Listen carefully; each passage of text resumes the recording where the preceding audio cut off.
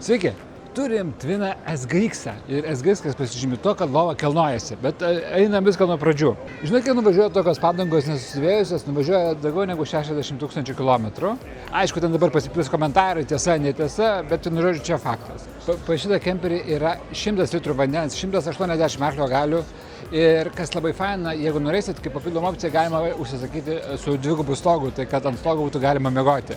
Ilgis 6,4 metro ir labai gerai viskas. Pa šitą Twiną Supreme SGX, kuo jie skirsi? Dėl to, kad jie turi labai didelį priekinį liuką, tai kai važiuot labai faina yra. Aš dar nebuvau matęs, bet yra visur jau tokie veidrodėliai su aerodinaminiais elementais. Nežinau iš tikrųjų, kiek jie veiksmingi, bet jie, kad gražiai atrodo, tai faktas. Juodi lietnykai. Fainai yra tai, kad yra įleisti langai, dėl to vadinasi jums nei purvas, nei šaltis ir vagi mažiau problematiškiau patekti.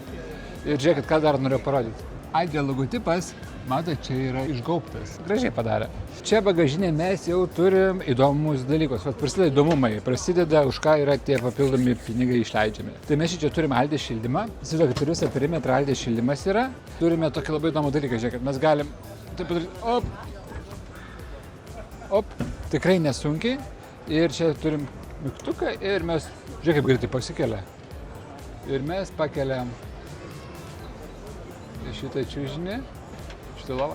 Ir žiūrėkit, šitas čiužinys, neapsigaukit, jisai yra su spiruoklėm įmautom, dėl to jis yra tylus ir ilgamžis. O kai žiūrėsit pigus kemperis, pamatysit čiužinukai, va tokio storio tik. Tai yra, ten yra tokia tik prolonas. Aišku, kam nerūpi, tam nerūpi. Toliau, turim pasidėti daiktams, va, šiukšliam kartais. Čia mes turim Aldės šildymą, yra visokiam begelė motociklams įsivaryti specialūs laikikliai. Čia turim dėžes, viena dėžė, antra, visos vienodo dydžio, bet jos yra didelės. Ir čia jau galite susidėti savo visą techniką. Viskas yra šildoma. Čia greičiausiai bus dujos. Čia yra dyzelinis šildymas, dėl to dujų balionas yra labai mažas. Čia tik tais jis naudojamas realiai tik tais maistui gaminti. Taigi netgi pamušalas bagažinės yra kaip su vailonu. Ir čia mes turim dar apšvietimą.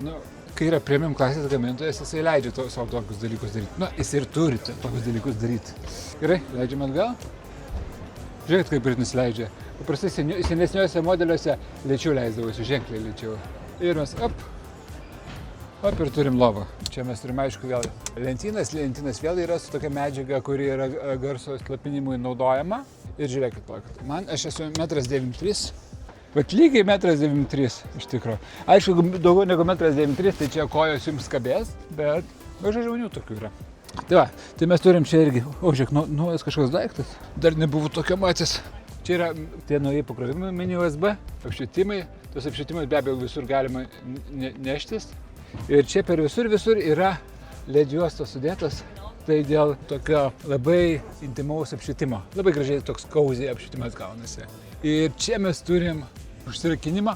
Labai pirmą kartą gyvenime matau, kad čia būtų galima užrakinti kemperį. Paprastai visą laiką reikėdavo eiti prie priekio. Ir čia turim apšvietimą, o čia mes turim Aldės šildymą. Šiaip tai labai protingai padaryta, kad nereikėtų eiti tenais. Mes savo kemperį tai einam tenais pasireguliuoti. Einam toliau. Šaldytuvas kompresorinis ir su šaldymo kamera. Reiškia, kad jeigu, pavyzdžiui, jūs įsidėsit agaminę bateriją 100, tai jis tarnaus maks 2 dienas ir iškraus visą bateriją. Tai jums jau reikėtų ličio dėti, tada jau galėtumėt sustoję naudoti apie kokias 5-6 dienas. Taipogi turim didelę spintą drabužiams, ko visą laiką trūksta. Čia labai gera spinta. Dušas. Manau, 1,85 m čia būtų gerai, 1,93 m, dar su batais aš jau taip. Turim pasidėti daiktams, kosmetikai. Čia šitas dalykas labai gerai, kai varot slidinėti ar hidrakai, tai čia pasikabinat, viskas nulaša, bet nulašinėti turėtų būti šitaip. Žiūrėk, lašėtų tenais. Turim Aldės šildymą, tualetas, per 2 skylės nubėga vanduo, tai čia niekada nebus baseino, nes pas pigius gamintus bėga tik per 1 skylę ir čia visą laiką yra nelygiai, tai visą laiką turim problemų. Žiūrėk, lempos naujos ateik. Pas dušą, žiūrėk, tokie LED juostos apšvietimai, pasikabinti rankšluosčiams, šampūnai pasidėti, labai gerai. Čia. Lempos pirmą kartą tokios minkštos yra, kažką pakeitė sėdynės, jos ženkliai minkštesnės yra ir jos yra su kampu. Seniau būdavo tokios labai stačios, labai nepatogu važiuoti. Turim gėrimams, žinot tokį bairį, kad čia galima nuimti tą stalą padėti šičia ir važiuoti tik su šituo staliuku to prasio. tik su šituo. Nu tai čia labai patogu tada.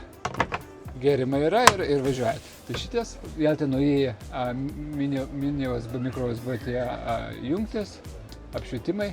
O, čia šviesėja, tamsėja.